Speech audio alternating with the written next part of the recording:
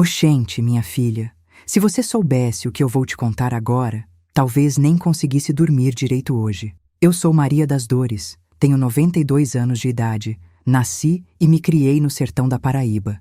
E vou te contar uma história que carrego há mais de 70 anos, guardada no peito como um espinho cravado na alma.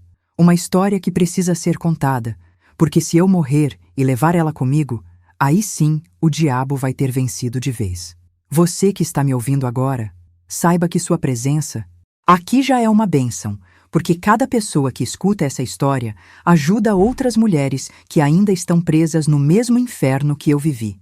Se você puder se inscrever nesse canal, minha filha, vai estar ajudando mais gente a saber que não está sozinha no sofrimento. E acredite, tem muita gente precisando ouvir isso. Vou começar pela cena que nunca mais saiu da minha cabeça, que me persegue até hoje como um fantasma mal-assombrado.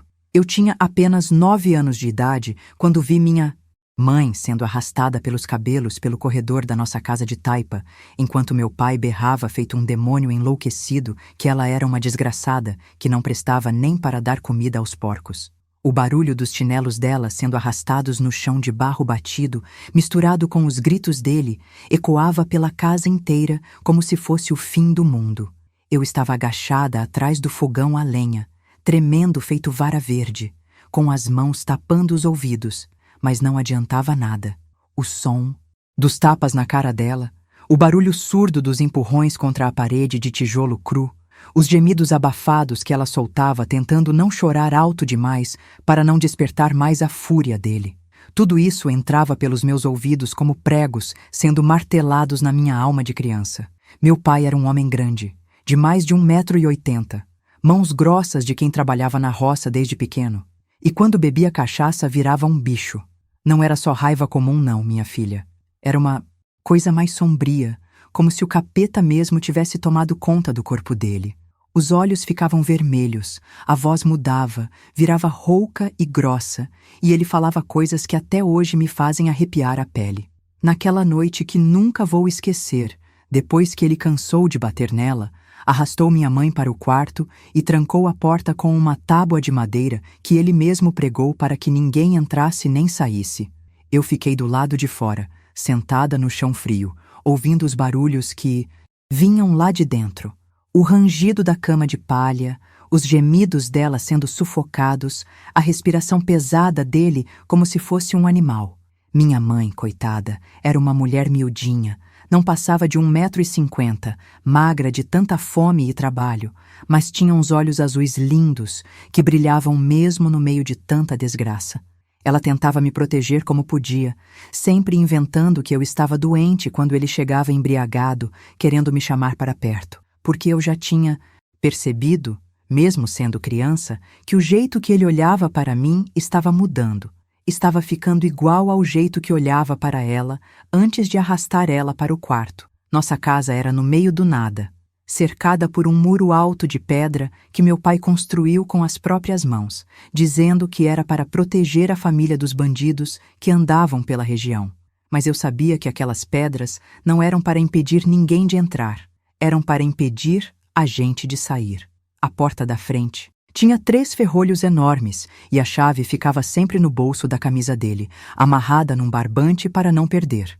Não tinha vizinho perto, a casa mais próxima ficava a mais de 2 quilômetros de distância, e mesmo se tivesse, ninguém se metia na vida dos outros naquele tempo. Mulher apanhar do marido era considerado normal, fazia parte da vida, e quem se intrometesse era mal visto pela comunidade. O padre da cidade até falava do púlpito que a mulher devia ser submissa ao marido, que era pecado desobedecer, que o sofrimento na terra garantia o paraíso depois da morte.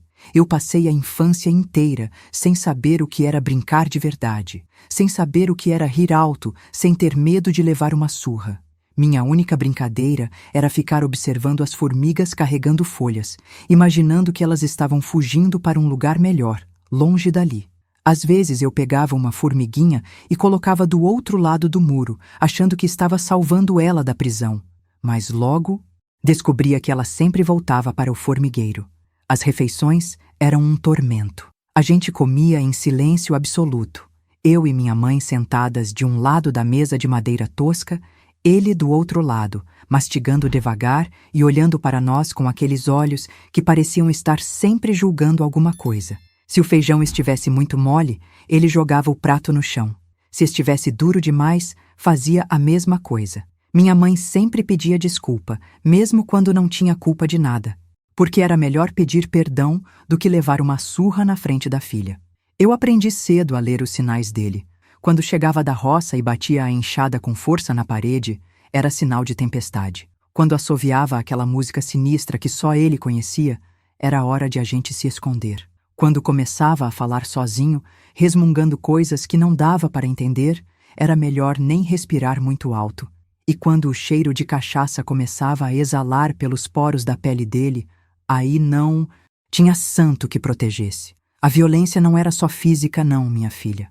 Era também nas palavras envenenadas que ele jogava na gente todos os dias, como quem joga sal numa ferida aberta. Ele dizia para minha mãe que ela era feia, que ninguém nunca ia querer ela, que se não fosse ele, ela estaria pedindo esmola na rua.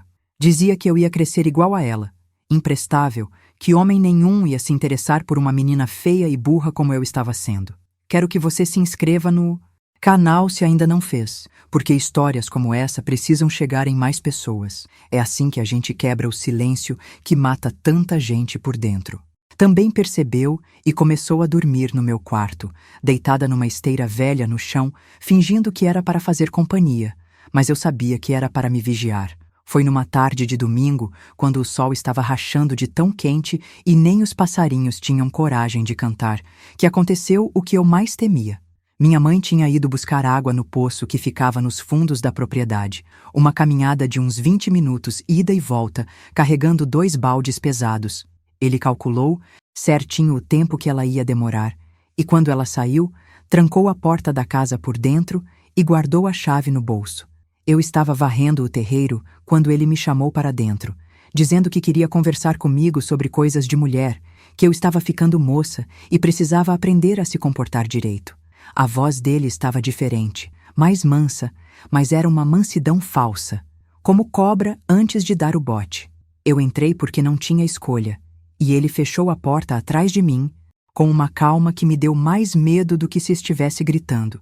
Ele se sentou na cadeira de balanço que ficava no canto da sala e me chamou para perto. Disse que eu estava crescendo, que estava bonita, que logo os homens iam começar a reparar em mim e que ele precisava me ensinar como era o mundo. As palavras saíam da boca dele devagar, mas os olhos estavam brilhando de um jeito que me fazia querer desaparecer debaixo da terra. Ele esticou a mão e tocou no meu braço, e eu senti como se fosse gelo e fogo ao mesmo tempo. Foi aí que ouvi o barulho dos baldes batendo no chão lá fora e a voz da minha mãe gritando meu nome. Ela tinha voltado mais cedo, talvez pressentindo o perigo, e quando viu a porta trancada começou a bater com força, perguntando o que estava acontecendo. Ele se levantou irritado, me mandou ficar quieta e foi abrir a porta resmungando que mulher não podia deixar homem conversar com a própria filha em paz. Minha mãe entrou feito uma leoa defendendo. O filhote olhou para mim, depois para ele, e entendeu tudo na mesma hora. Não disse uma palavra, mas pegou minha mão e me puxou para o quarto, trancando a porta por dentro. Naquela noite, ela não saiu do meu lado nem para fazer as necessidades, e eu ouvi ela chorando baixinho, pedindo perdão a Deus e prometendo que ia arranjar um jeito de me proteger. A partir daquele dia, minha mãe virou minha sombra. Onde eu ia, ela ia junto. Se ele mandava eu fazer alguma coisa sozinha, ela inventava uma desculpa e vinha comigo. Se ele tentava conversar comigo, ela chegava perto e ficava ouvindo tudo. Era como se ela tivesse criado um escudo invisível ao meu redor, e isso deixava ele cada vez mais irritado, cada vez mais violento com ela. As surras aumentaram. Agora ele batia nela quase todo dia, sempre arrumando algum motivo. A comida estava sem sal, a roupa não estava bem lavada, ela tinha demorado demais para trazer a água, tinha olhado muito tempo para o nada. Qualquer coisa servia de desculpa para descontar nela a raiva de não conseguir me pegar sozinha. E eu, vendo aquilo, me sentia culpada, como se fosse responsável pelo sofrimento dela. Uma noite, depois de uma surra mais violenta que o normal, minha mãe chegou perto de mim e sussurrou no meu ouvido uma coisa que me marcou para sempre. Filha, Se um dia eu não estiver mais aqui para te proteger, você corre. Não importa para onde, mas você corre e não olha para trás. Promete para mim. Eu prometi, sem entender direito o que ela queria dizer, mas anos depois entendi que ela já estava planejando alguma coisa. O isolamento foi ficando cada vez pior. Ele não deixava ninguém visitar a gente, nem parentes, nem vizinhos distantes, nem o compadre que às vezes aparecia para trocar ideia. Dizia que casa de família honesta não era lugar de receber visita, que mulher que gostava de conversa era mulher à toa. Se alguém aparecia no portão, ele mesmo ia atender e dispensava a pessoa na hora, sempre com aquele jeito grosso que não aceitava contestação. Eu cresci sem saber como era o mundo lá fora. Nunca tinha ido numa festa, numa igreja, numa feira, numa escola. Não sabia ler nem escrever. Só conhecia as orações que minha mãe me ensinou e as histórias que ela contava baixinho nas noites em que ele dormia bêbado demais para incomodar. Meu universo era aquela casa, aquele terreiro, aquele muro de pedra que parecia crescer mais alto a cada dia. Quando eu fiz 15 anos, percebi que ele estava perdendo a paciência. A proteção da minha mãe estava deixando ele louco de raiva, e eu via nos olhos dele que ele estava planejando alguma coisa. Começou a falar coisas como: menina de 15 anos já pode casar, mulher que não casa cedo vira encalhada, pai que não toma conta da filha direito depois se arrepende. As palavras dele eram como ameaças disfarçadas, e minha mãe entendia cada uma delas. Foi quando ela começou a me ensinar coisas estranhas, como onde ficava guardado o dinheiro escondido, como abrir o ferrolho da porta sem fazer barulho, qual caminho seguir para chegar na casa da tia que morava na cidade. Eu achava estranho ela me ensinar essas coisas, mas não perguntava nada, porque aprendi que algumas perguntas eram perigosas demais para fazer. As noites viraram um inferno de vigília. Minha mãe quase não dormia mais. Ficava sempre de ouvido atento, esperando ele fazer algum movimento estranho. Eu fingia que dormia, mas também ficava acordada, sentindo o coração dela batendo acelerado do meu lado, ouvindo as orações que ela rezava em silêncio, pedindo força para aguentar mais um dia. Se você está gostando dessa história e quer ajudar outras pessoas a conhecerem ela também, se inscreva no canal e me conta aqui nos comentários. Você já passou por alguma situação que te fez sentir presa, sem saída? Não precisa entrar em detalhes, mas às vezes dividir o peso ajuda a gente a não se sentir tão sozinha no mundo. A tempestade que estava se formando há anos finalmente estava prestes a explodir.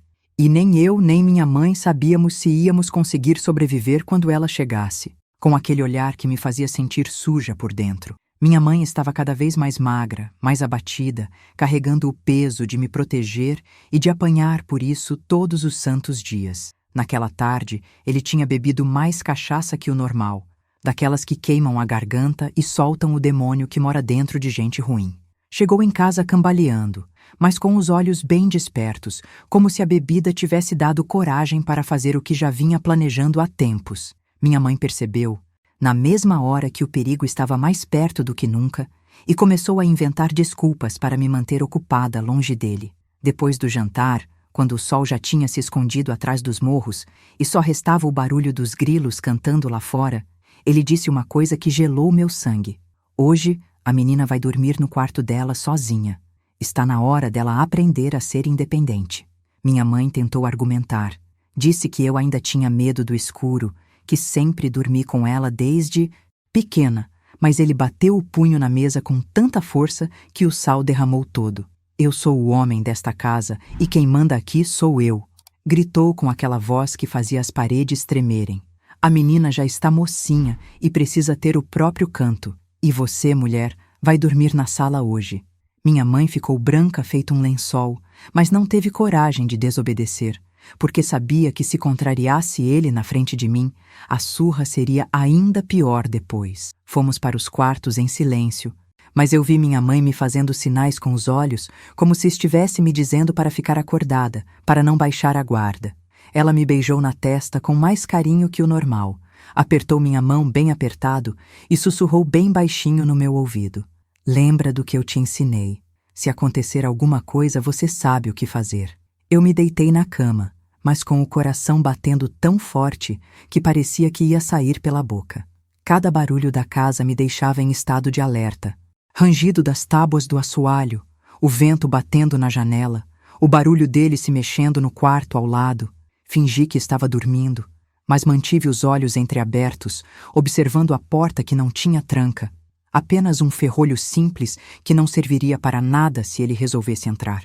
Devia ser umas 2 horas da manhã quando ouvi os passos pesados dele no corredor, tentando pisar devagar, mas sem conseguir esconder o barulho das botas de couro no assoalho de madeira. Meu corpo inteiro ficou tenso, cada músculo preparado para correr se fosse preciso. A maçaneta da porta girou bem devagar, fazendo aquele ruído metálico que me deu vontade de gritar, mas eu continuei fingindo que dormia. Ele entrou no quarto trazendo o cheiro de cachaça e cigarro de palha, uma mistura que até hoje me dá náusea quando sinto em algum lugar.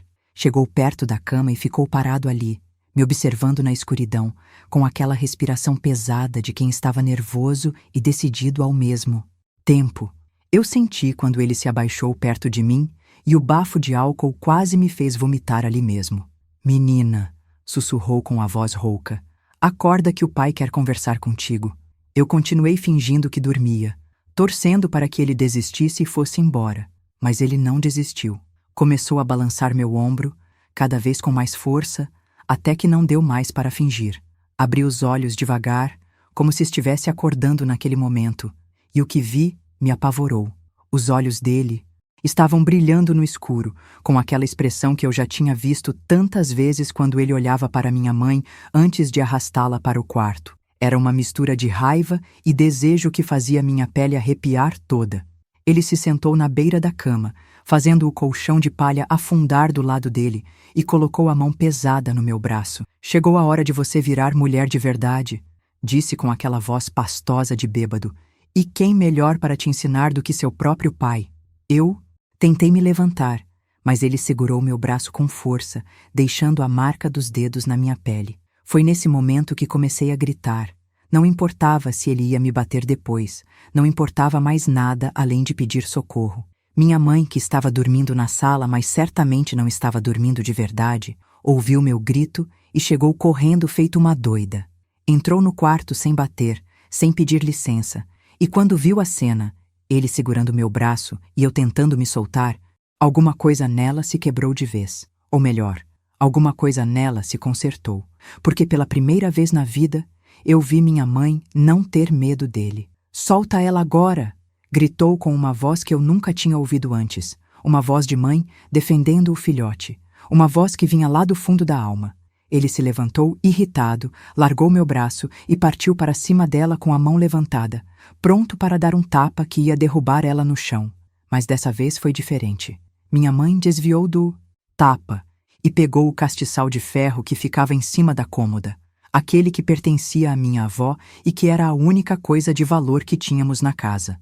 Levantou ele bem alto e gritou: "Se você encostar um dedo nela, eu juro por Deus que te mato." A voz dela estava firme, decidida, e pela primeira vez na vida eu vi medo nos olhos dele. "Mulher doida!" ele berrou. "Largue essa coisa antes que eu te mate de porrada." Mas ela não largou. Ficou ali parada, com o castiçal levantado, me protegendo como uma guerreira. Foi nesse momento que entendi que minha mãe tinha tomado a decisão mais importante da vida dela. Ela não ia mais permitir que ele me tocasse, nem que isso custasse a vida dela. A tensão no quarto estava tão forte que parecia que o ar havia virado pedra. Eu estava encurralada na cama, observando aquela cena que parecia um pesadelo, torcendo para que minha mãe não baixasse a guarda, porque eu sabia que se ela baixasse, seria o fim para nós duas. Aconteceu nos próximos segundos, mudou o rumo da nossa história para sempre. Minha mãe, ainda segurando o castiçal de ferro com as 2 mãos, olhou bem nos olhos dele e disse uma coisa que ecoou pela casa inteira. 17 anos eu aguentei suas maldades, mas na minha filha você não encosta nem que o mundo acabe. A voz dela estava diferente. Tinha uma força que eu nunca imaginei que existisse dentro daquela mulher pequena e magra que eu sempre vi apanhando calada. Ele ficou surpreso. Por uns instantes, como se não acreditasse que ela estava tendo coragem de enfrentá-lo depois de tantos anos de submissão. Mas a surpresa logo virou raiva, Uma raiva ainda mais perigosa porque estava misturada com o álcool e com a humilhação de ser desafiado por uma mulher na frente da própria filha. Você perdeu o juízo, desgraçada? Rosnou entre os dentes. Põe essa coisa no lugar antes que eu te arrebente toda. Mas minha mãe não se mexeu nem um centímetro. Estava plantada ali no meio do quarto, tremendo de medo, mas firme na decisão, como uma árvore que dobra com o vento, mas não quebra. Foi quando ele partiu para cima dela, não para dar um tapa como sempre fazia, mas para pegar o castiçal da mão dela à força. E foi aí que ela fez o que nenhum de nós esperava. Ao invés de recuar, ela avançou para a frente e acertou o ferro bem na testa dele. O barulho foi seco, como quando quebra um galho grosso de árvore. Ele cambaleou para trás, levou a mão na cabeça e quando tirou, estava toda ensanguentada. O sangue escorria pelo rosto dele, pingando no chão de madeira, e ele ficou parado ali por uns segundos, parecendo não acreditar no que tinha acontecido. Depois, olhou para o sangue na mão e seus olhos ficaram com uma expressão que eu nunca tinha visto antes. Uma mistura de surpresa, dor e uma raiva tão grande que parecia que ia explodir. Agora você morreu, mulher do diabo! Gritou com uma voz rouca que não parecia mais humana. Partiu para cima dela, com as duas mãos esticadas, querendo agarrar o pescoço dela para estrangular. Mas minha mãe estava preparada. Ela havia calculado tudo certinho. E quando ele avançou, ela desviou para o lado e ele foi direto contra a parede, batendo a cabeça ferida no tijolo cru. O tombo foi feio. Ele caiu sentado no chão, zonzo, tentando se levantar, mas sem conseguir manter o equilíbrio. O sangue estava escorrendo mais ainda, fazendo uma poça no chão, e ele começou a falar coisas sem sentido, amaldiçoando a gente, prometendo que ia nos matar devagar quando conseguisse se levantar. Minha mãe aproveitou que ele estava atordoado e me puxou da cama. Veste a roupa, pega o dinheiro e vamos embora agora. Eu me vesti correndo, peguei o dinheirinho que ela tinha escondido dentro da lata de farinha e esperei ela pegar uma trouxinha com nossas poucas roupas que já estava pronta embaixo da cama, como se ela tivesse planejado aquela fuga há muito tempo. Ele ainda estava no chão, segurando a cabeça e falando besteiras, quando nós saímos do quarto correndo.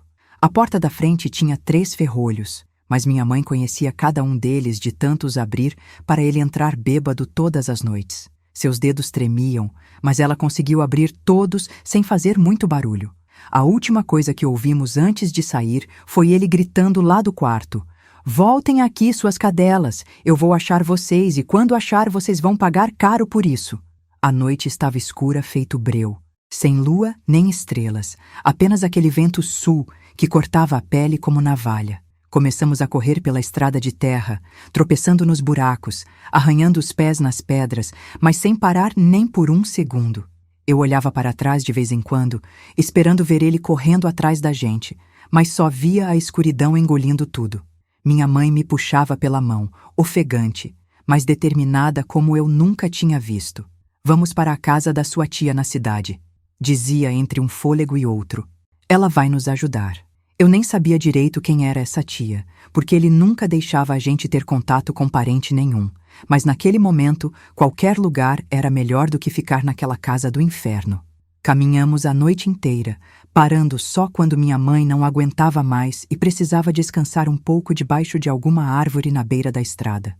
Ela checava se eu estava bem, limpava o sangue dos meus pés arranhados com a barra do vestido dela e sempre perguntava se eu estava arrependida de ter saído. Eu sempre respondia que não, que preferia morrer na estrada a voltar para aquela casa. Quando o sol começou a nascer, pintando o céu de vermelho e laranja, a gente já estava chegando nos primeiros casebres da cidade. Eu nunca tinha visto tanta casa junta, tanta gente andando na rua, tanto barulho de carroça e conversa. Era um mundo completamente diferente do que eu conhecia, e por um momento até esqueci do medo, impressionada com a quantidade de vida que existia fora daquelas paredes onde eu cresci. A casa da tia ficava numa ruazinha estreita, bem no meio da cidade, uma casinha simples de porta e janela, mas que para mim parecia um palácio. Minha mãe bateu na porta com os nós dos dedos, devagar, como quem tem medo de incomodar. Demorou um tempinho, mas a porta se abriu e apareceu uma mulher de meia idade, cabelo grisalho preso num coque, que olhou para nós duas. e na mesma hora entendeu que alguma coisa muito grave tinha acontecido. Meu Deus do céu, Maria! Exclamou abraçando minha mãe. O que foi que aconteceu com vocês? Minha mãe desabou a chorar naquele momento, como se tivesse segurado as lágrimas a noite inteira, e agora finalmente podia deixar elas saírem. Entre soluços ela contou tudo, os anos de pancadaria, as ameaças e principalmente o que ele tentou fazer comigo naquela noite. A tia nos trouxe para dentro, deu água para bebermos, passou pano molhado nos nossos machucados e disse uma coisa que ficou gravada na minha memória: vocês fizeram certo. Mulher que não protege filho não merece ser chamada de mãe. Naquele momento senti que finalmente estávamos seguras, pelo menos por enquanto. Se você está acompanhando essa história e ela está tocando seu coração de alguma forma, se inscreva no canal para ajudar mais pessoas a conhecerem relatos como esse. E me diga nos comentários: você acredita que a coragem pode nascer até nas pessoas mais assustadas quando se trata de proteger quem a gente ama? Sua resposta pode ajudar alguém que está passando por algo parecido a entender que sempre existe uma saída, mesmo quando parece que não tem. Mas nossa luta estava só começando, porque fugir foi apenas o primeiro passo de uma jornada que ainda ia nos ensinar muito sobre o preço da liberdade. Num sonho e num pesadelo ao mesmo tempo. De dia, eu ficava encantada com coisas simples que para outras pessoas eram normais. Poder abrir uma janela sem pedir permissão, ouvir vozes de crianças brincando na rua, sentir o cheiro de comida dos vizinhos sem ter medo de que alguém fosse brigar por isso. Mas de noite, os fantasmas voltavam todos. Eu acordava suada, o coração disparado, jurando que tinha ouvido o barulho das botas dele no assoalho. Minha mãe dormia na mesma cama que eu e, toda vez que eu me mexia assustada, ela já estava acordada também, acariciando meu cabelo e sussurrando que estava tudo bem, que nós estávamos seguras. Mas eu via nos olhos dela a mesma coisa que estava nos meus. O medo de que ele aparecesse na porta da tia a qualquer momento, querendo nos levar de volta. A tia, que se chamava Francisca, era uma mulher guerreira que havia criado 5 filhos sozinha, depois que o marido morreu de picada de cobra. Ela trabalhava fazendo doces para vender na feira da cidade, e suas mãos estavam sempre cheirando a canela e rapadura. Nos primeiros dias, ela não fez muitas perguntas, apenas nos acolheu como se fôssemos família perdida há muito tempo. Mas eu percebia que ela estava preocupada, sempre olhando pela janela, como se também estivesse esperando ele aparecer. Foi numa manhã de domingo, quando os sinos da igreja estavam tocando e a cidade estava mais quieta que o normal, que a tia se sentou com nós duas na mesa da cozinha e falou sério: "Meninas, vocês não podem ficar aqui para sempre. Não é que eu não queira ajudar, mas se ele descobrir onde vocês estão e vier aqui, vai ser problema para mim também. Tenho meus filhos pequenos para proteger." O coração da minha mãe despencou. Eu vi pela expressão no rosto dela. "Para onde a gente vai, Francisca?" perguntou com uma voz pequena, de quem não tinha mais forças para lutar. A tia pensou um pouco, tamborilar os dedos na mesa e depois disse: "Tem uma família conhecida minha que mora na capital, bem longe daqui. Eles estão precisando de alguém para trabalhar na casa, cuidar das crianças e ajudar nos afazeres. Vocês duas juntas conseguem fazer esse serviço." Trabalhar em casa de família era uma oportunidade que não podia ser desperdiçada. Minha mãe aceitou na mesma hora, agradeceu a tia com lágrimas nos olhos e começou a planejar a viagem. Eu estava com medo de ir para um lugar ainda mais longe, com pessoas que não conhecíamos, mas também estava animada com a possibilidade de recomeçar numa cidade grande, onde ele nunca ia conseguir nos encontrar. A viagem até a capital demorou 2 dias inteiros, numa carroça puxada por 2 cavalos magros, passando por estradas de terra cheias de buraco e poeira. Eu nunca tinha saído da região onde nasci, e cada quilômetro que percorríamos me mostrava um mundo novo, casas diferentes, pessoas diferentes, sotaques diferentes, comidas diferentes. Era como se eu estivesse descobrindo que existia um planeta inteiro, além daquelas paredes onde passei a infância presa. A família que nos contratou morava numa casa grande, de 2 andares, com quintal espaçoso e até mesmo uma horta nos fundos. O senhor da casa era comerciante de tecidos, a senhora cuidava da casa e dos 4 filhos pequenos e precisavam de ajuda porque estavam esperando mais um bebê. Nos deram um quartinho pequeno, mas limpo nos fundos da casa, com 2 camas, uma janela que dava para o quintal e, o mais importante, uma porta que trancava por dentro. Minha mãe trabalhou como uma condenada naquela casa. Levantava antes do sol para acender o fogão, lavar roupa, limpar o chão, cuidar das crianças, fazer comida para uma família inteira. Eu ajudava no que podia, mas ela insistia que eu deveria aprender a ler e escrever, coisa que ela nunca teve oportunidade de fazer. A patroa, Dona Conceição, era uma mulher boa que permitiu que eu estudasse 1 hora por dia com a professora particular que vinha ensinar os filhos dela. Foram meses difíceis, mas também meses de descoberta. Eu estava aprendendo as letras, formando palavras, lendo as primeiras frases e sentia como se estivesse ganhando asas. Minha mãe ficava orgulhosa quando eu mostrava para ela o que tinha aprendido e às vezes eu a via chorando de alegria, dizendo que tudo que passamos tinha valido a pena só para me ver com um livro na mão. Mas a tranquilidade durou pouco. Uma tarde, quando eu estava varrendo a varanda da frente, vi um homem parado do outro lado da rua, olhando fixamente para a casa. Meu sangue gelou quando reconheci a silhueta dele, mesmo depois de quase 1 ano sem ver. Era ele. Tinha nos encontrado de alguma forma e estava ali, planejando como nos levar de volta. Corri para dentro da casa e contei para minha mãe, que ficou branca feito papel.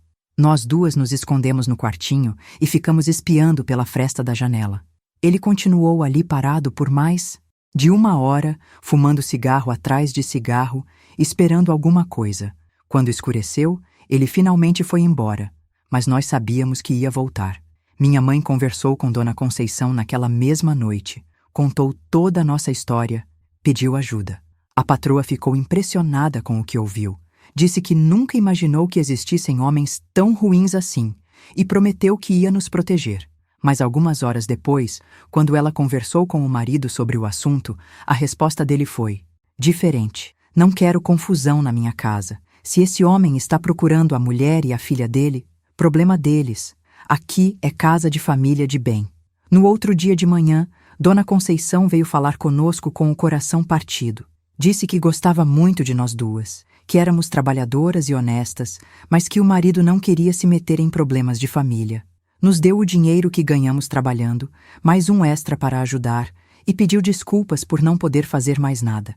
Mais uma vez nós estávamos na rua, sem saber para onde ir, carregando apenas uma trouxa com nossas roupas e o pouco dinheiro que tínhamos conseguido juntar. Minha mãe estava desanimada.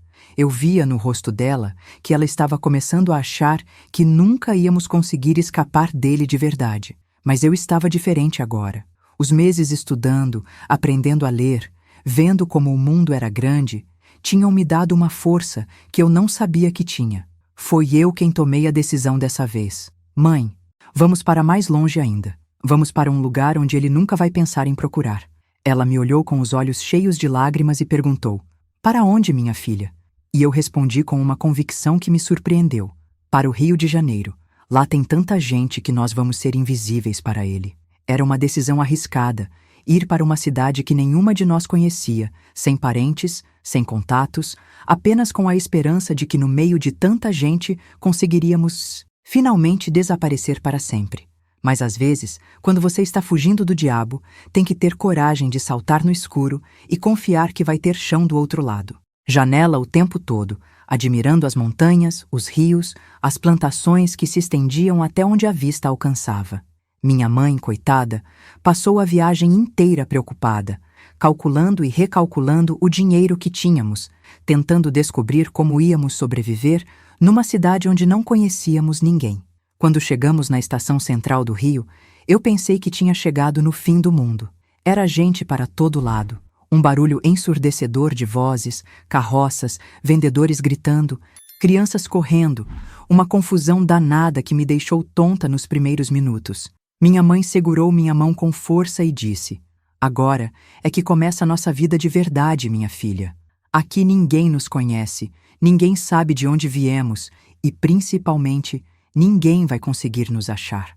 Encontramos uma pensão barata num bairro afastado do centro, um quartinho minúsculo que mal cabia nossas 2 camas, mas que para nós era como um palácio porque tinha uma porta que trancava e janelas que davam para uma rua movimentada.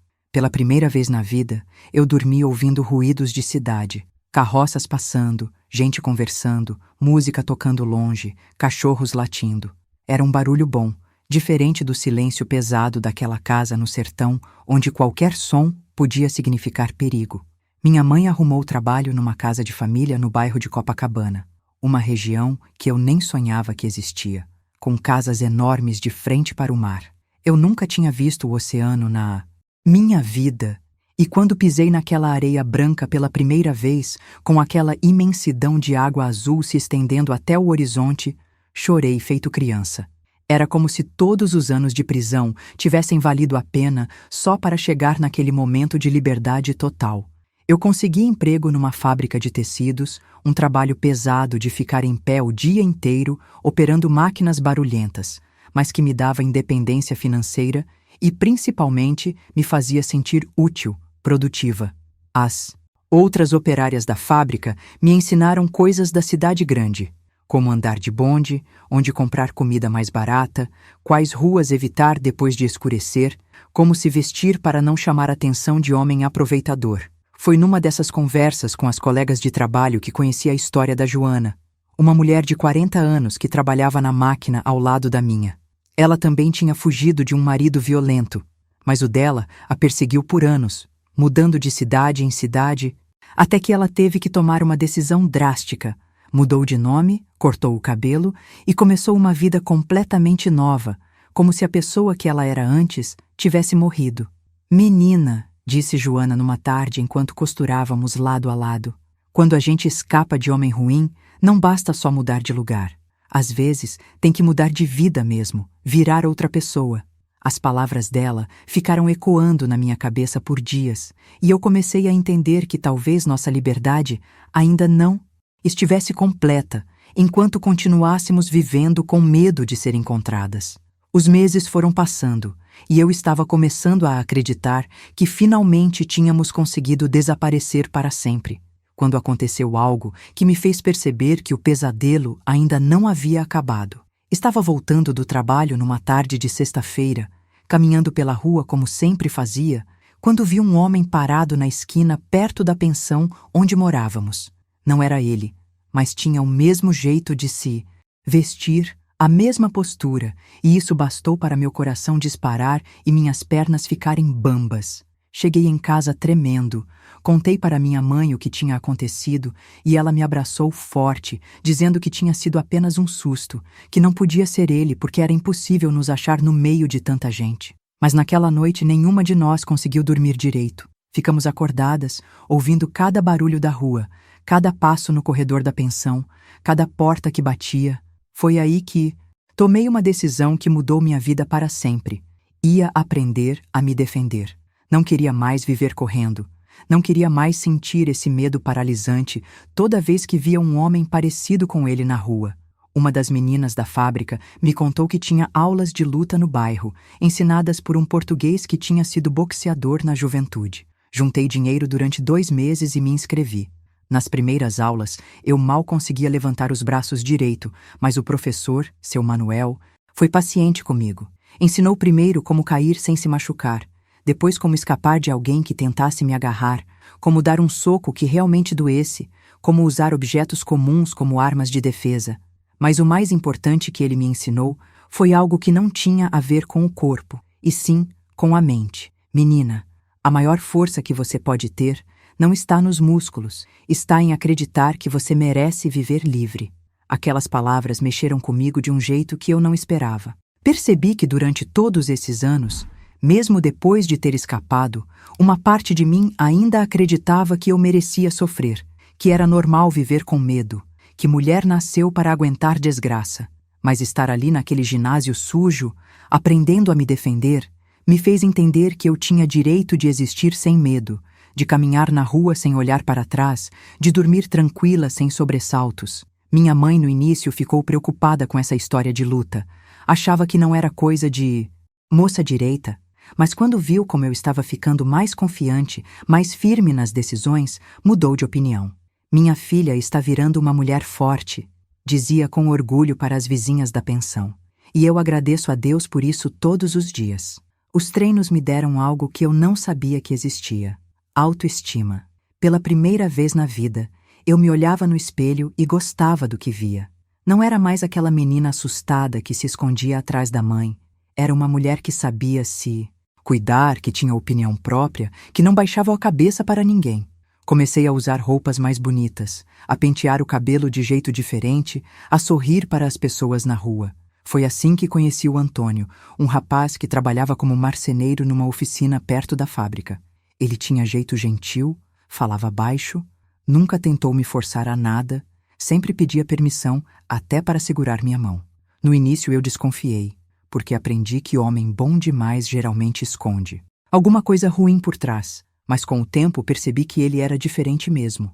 Antônio tinha perdido o pai ainda criança e foi criado pela mãe e duas irmãs mais velhas, então ele entendia como o homem podia ser perigoso para a mulher. Nunca levantou a voz comigo, nunca tentou me controlar, sempre respeitou meus medos e limitações. Quando contei para ele parte da minha história, ele chorou junto comigo e disse que ia passar a vida inteira provando que nem todo homem era igual àquele que me machucou.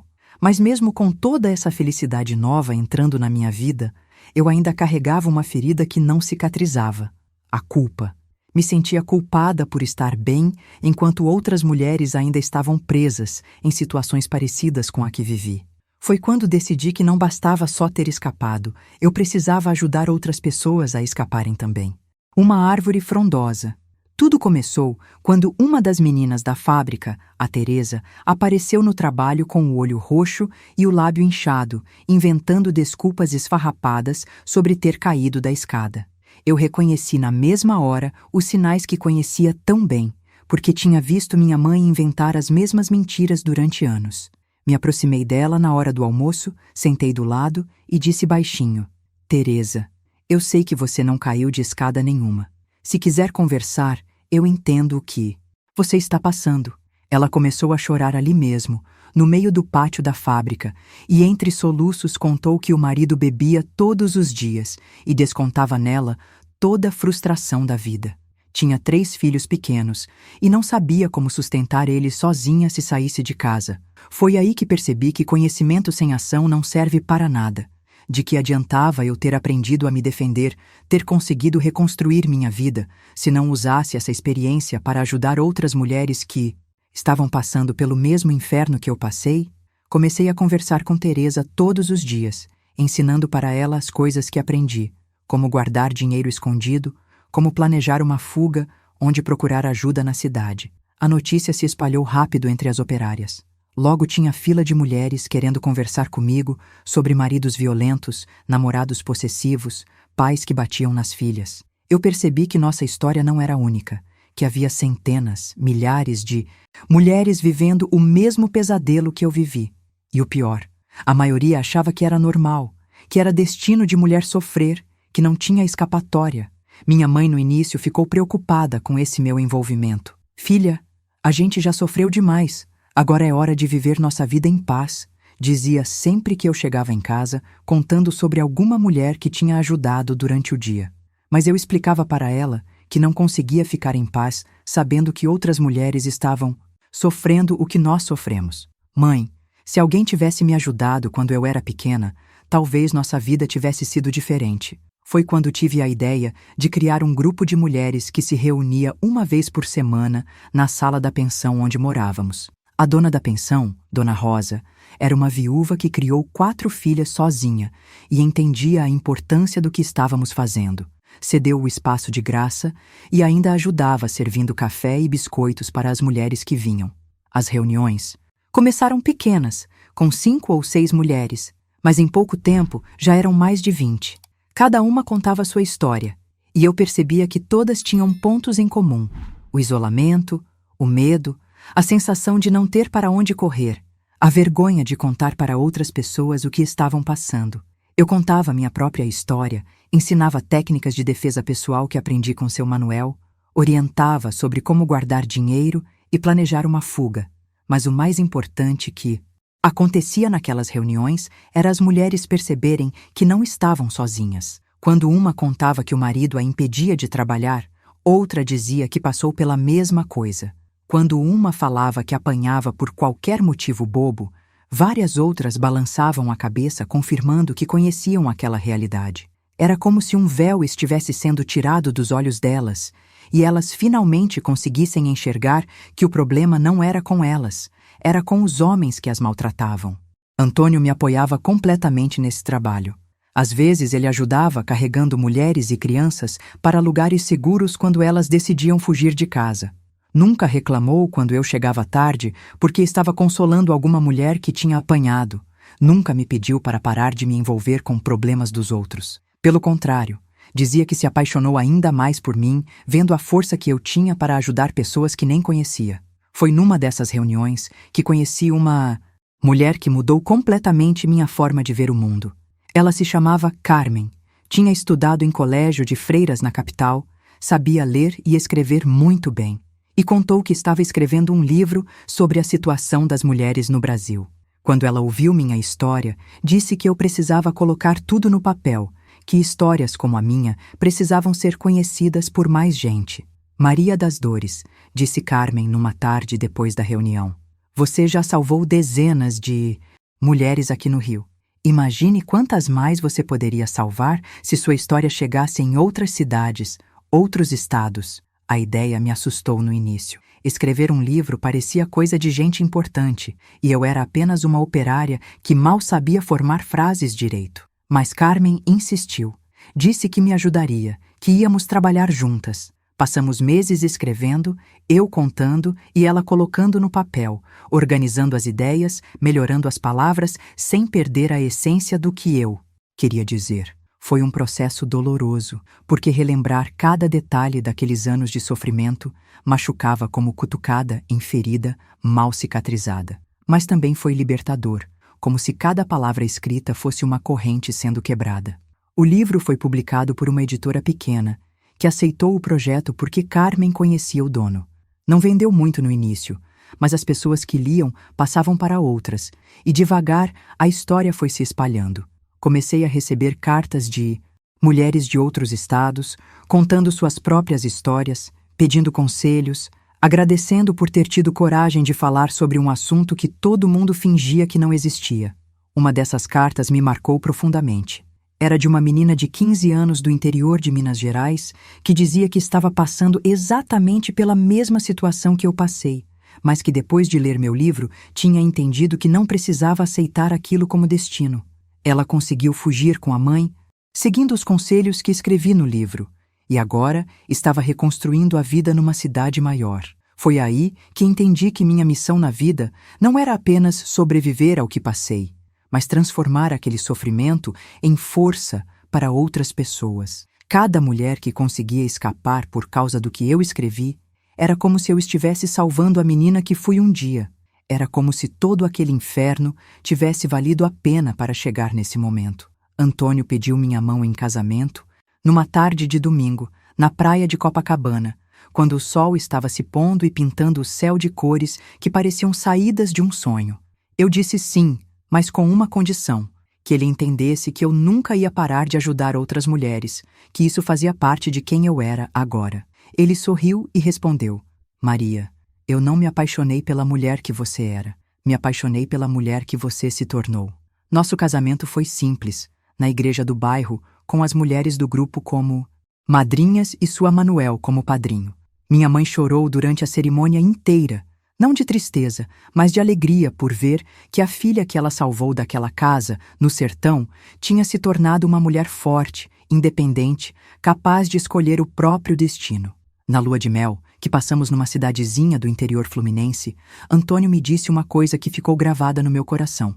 Maria, você transformou a dor mais terrível em amor para outras pessoas. Isso é o que eu chamo de milagre.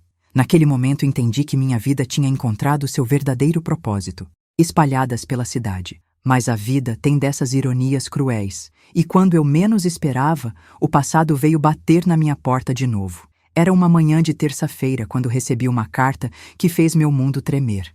Não tinha remetente, Mas quando abri e vi a letra trêmula, reconheci na mesma hora. Era dele. Depois de mais de 20 anos, aquele homem maldito tinha conseguido me encontrar. A carta dizia apenas: sei onde você mora. Sei que tem filhos. Uma hora vou buscar o que é meu. Minha mão tremeu tanto que mal consegui segurar o papel, e por um momento me senti de volta àquela menina de 16 anos, escondida atrás do fogão a lenha.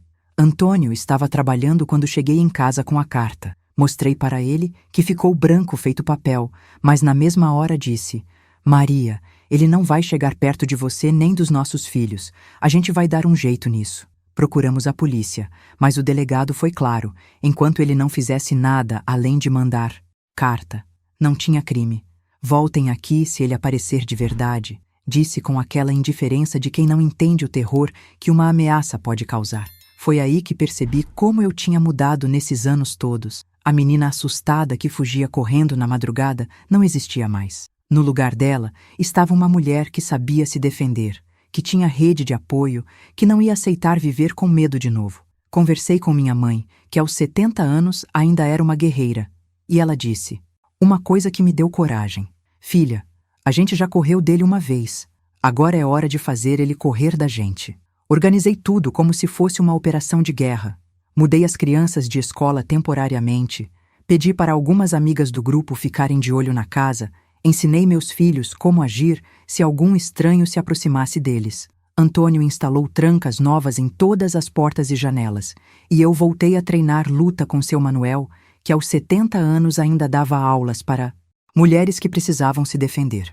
Ele apareceu numa quinta-feira à tarde, quando eu estava voltando do trabalho. Estava parado na esquina da minha rua, mais velho, cabelos brancos, corpo curvado, mas com os mesmos olhos cruéis que me perseguiram a vida inteira. Quando me viu, sorriu daquele jeito sarcástico que me dava arrepios e começou a caminhar na minha direção. Meu primeiro instinto foi correr, mas aí lembrei de tudo que aprendi, de todas as mulheres que ajudei, de todos os anos que lutei para chegar até ali. Parei no meio da calçada e esperei ele se aproximar. Quanto tempo, menina? Disse com a voz pastosa, ainda cheirando a cachaça depois de tantos anos. Vim buscar o que me pertence. Olhei bem nos olhos dele e respondi com uma firmeza que me surpreendeu. Eu não pertenço a ninguém e nunca mais vou ter medo de você. Ele riu, como se fosse piada, e esticou a mão para me tocar. Foi quando aconteceu algo que mudou tudo. Não sei se foi o instinto, se foi o treinamento, ou se foi toda a raiva acumulada de anos, mas quando ele tentou me agarrar, eu segurei o braço dele, torci com força e o derrubei no chão da calçada. Ele caiu pesado, gemendo de dor, tentando se levantar, mas sem conseguir. As pessoas pararam para olhar, e eu gritei bem alto: esse homem está me perseguindo há 20 anos. Alguém chama a polícia. A vizinhança inteira se mobilizou. Apareceram homens, mulheres, até crianças, todos querendo saber o que estava acontecendo. Eu contei a história toda, ali mesmo na rua, na frente de todo mundo, sem esconder nada. As mulheres do grupo que moravam perto chegaram correndo quando souberam da confusão. Em poucos minutos, ele estava cercado por umas 30 pessoas, todas me protegendo. Quando a polícia chegou, foi diferente de todas as outras vezes. Tinha testemunhas, tinha a carta ameaçadora, tinha um monte de gente confirmando que ele estava me perturbando. O delegado não teve como ignorar. Ele foi preso por perturbação e ameaça e levou uma ordem judicial para ficar longe de mim e da minha família. Saiu da delegacia no outro dia, mas nunca mais apareceu. Soube depois, por comentários de gente da terra natal, que voltou para o sertão e morreu alguns anos depois, sozinho e abandonado, consumido pela bebida. Ver ele caído naquela calçada, velho e fraco, cercado de pessoas que me apoiavam, foi como fechar um ciclo que durou a vida inteira.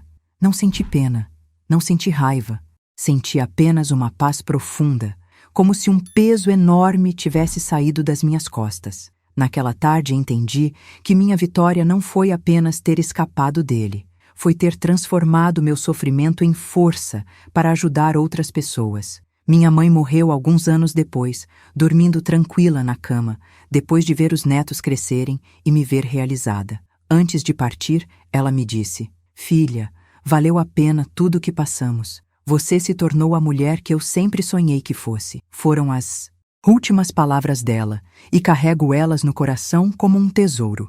Hoje, aos 92 anos, quando olho para trás, vejo uma vida que poderia ter sido só sofrimento, mas que se transformou em propósito.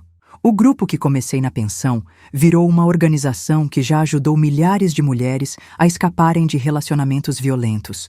Meus filhos cresceram respeitando as mulheres, e minhas filhas cresceram sabendo que nunca devem aceitar ser maltratadas por homem nenhum.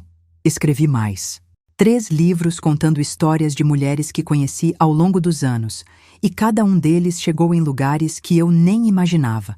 Recebo cartas até hoje de netas de mulheres que leram meus livros nos anos 60, dizendo que minha história passou de geração em geração na família delas, ensinando que mulher não nasceu para apanhar. O mais bonito de tudo é saber que aquela menina assustada que se escondia atrás do fogão a lenha se transformou numa mulher que iluminou o caminho para outras mulheres encontrarem a liberdade. Cada história de escape que ouço, cada mulher que consegue reconstruir a vida depois de sair de um relacionamento violento, é como se eu estivesse salvando a menina que fui um dia. Se você chegou até o final dessa minha história, quero que saiba que sua presença aqui não é à toa.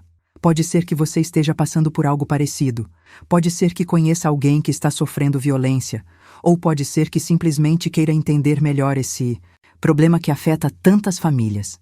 De qualquer forma, quero que lembre de uma coisa: não existe situação sem saída, sempre há esperança de recomeçar. Se inscreva nesse canal, compartilhe essa história, porque quanto mais gente souber que é possível escapar e reconstruir a vida, mais mulheres vão ter coragem de dar o primeiro passo. E me conta aqui nos comentários, o que essa história despertou em você? Que lição você leva para a sua vida? Suas palavras podem ajudar alguém que está assistindo e precisa de um empurrãozinho para acreditar que merece viver sem medo. Lembre-se sempre, você é mais forte do que imagina e nunca está sozinha nessa luta. A liberdade às vezes demora para chegar, mas quando chega, vale cada lágrima que derramamos no caminho.